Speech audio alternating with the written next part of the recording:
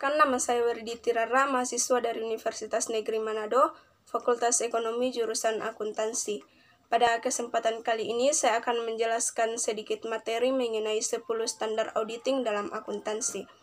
Nah, sebelum kita lanjut ke pembahasan, kita harus mengetahui terlebih dahulu apa pengertian dari audit dan auditor itu sendiri. Yang pertama ialah pengertian audit. Audit merupakan proses pemeriksaan, penilaian, dan evaluasi hasil laporan suatu keuangan bagi perusahaan. Sedangkan auditor ialah orang yang melaksanakan audit dari pihak manajemen perusahaan, baik dari dalam perusahaan itu sendiri maupun dari luar perusahaan. Sedangkan pengertian dari standar audit sendiri ialah 10 standar yang ditetapkan dan disahkan oleh Institut Akuntan Publik Indonesia atau biasa disebut dengan IAPI dan pedoman bagi audit atas laporan keuangan. Selanjutnya 10 pembahasan mengenai standar auditing dalam suatu akuntansi. Yang pertama ialah kompetens atau suatu hal yang mengharuskan keahlian. Nah, pada poin standar audit yang pertama ini masuk dalam standar umum. Dalam melakukan sebuah audit, tentu harus dilakukan oleh seorang dengan keahlian dan pelatihan teknis yang cukup. Maksudnya bahwa seorang auditor diharuskan untuk bertindak sebagai seorang yang benar-benar mahir dalam suatu bidang akuntansi. Kemudian yang kedua ialah independence atau tidak terpengaruh. Maksudnya ialah bagi seorang auditor sangat penting untuk bersikap independen. Independen dalam hal ini yaitu tidak mudah terpengaruh oleh pihak manapun.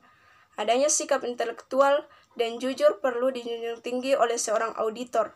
Sebuah profesi akuntan publik biasanya telah mengetahui kode etik akuntan Indonesia agar bisa mendapat sebuah kepercayaan.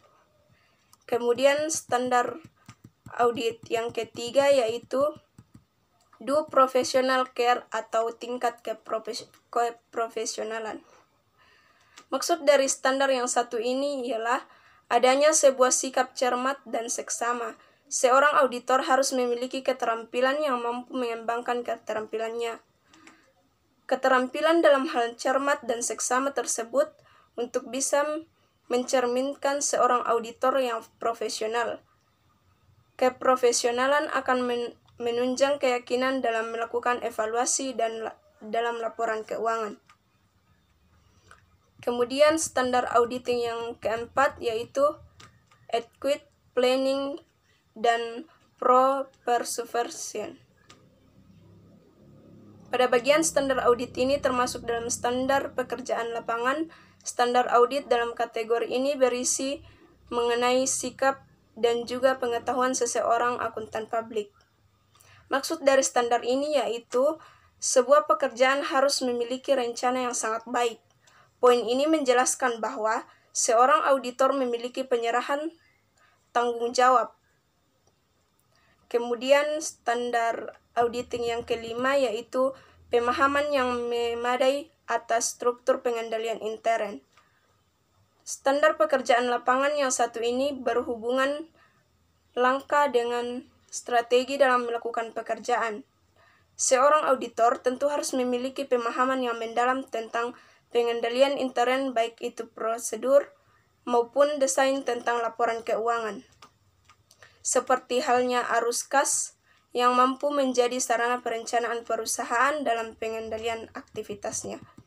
Yang berikut adalah standar auditing yang keenam yaitu bukti audit yang kompeten. Sebagai hasil untuk melakukan evaluasi harus ada sebuah bukti. Nah, dari analisis laporan keuangan tentu akan menghasilkan suatu pendapat. Pekerjaan oleh auditor untuk memberikan pendapat terhadap laporan keuangan tentunya berdasarkan evaluasi bukti audit. Bukti tersebut bersifat variatif dan tentu harus benar-benar objektif, relevan, dan tepat waktu. Kemudian standar audit yang ketujuh ialah financial statement present in accordance atau sesuai dengan prinsip akuntansi. Pada poin ini sudah memasuki tahap pelaporan. Pelaporan ini menjadi hasil akhir dari rangkaian standar audit. Maksudnya ialah, laporan audit harus menyatakan telah disusun sesuai dengan prinsip akuntansi yang berlaku umum. Hal tersebut mencakup konvensi, aturan, dan prosedur yang dibutuhkan untuk membatasi praktik dalam akuntansi yang berlaku. Kemudian standar audit yang ke-8 ialah konsistensi in the application atau harus konsisten. Hasil laporan auditor tentu harus menunjukkan apabila ada ketidakkonsistenan penerapan prinsip akuntansi. Adapun tujuan dari konsisten ini yaitu untuk memberikan jaminan daya banding terhadap laporan keuangan. Tujuan dari konsistensi ini untuk mengungkapkan perubahan yang terjadi dalam laporan keuangan. Hal ini ditulis dalam sebuah paragraf penjelasan dalam laporan keuangan yang ada. Kemudian standar audit yang ke-9 ialah isi laporan harus dipandang memadai dan mencakup semua hal. Maksudnya bahwa standar audit ini merupakan bentuk laporan keuangan harus sesuai dengan prinsip akuntansi yang memadai, baik itu dari segi susunan, bentuk, isi laporan, serta catatan atas laporan keuangan.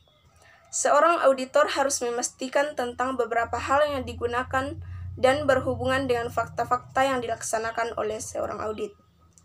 Hal tersebut bisa menjadi perubahan pertimbangan dengan pernyataan klien dan mampu merahasiakan informasi yang masuk.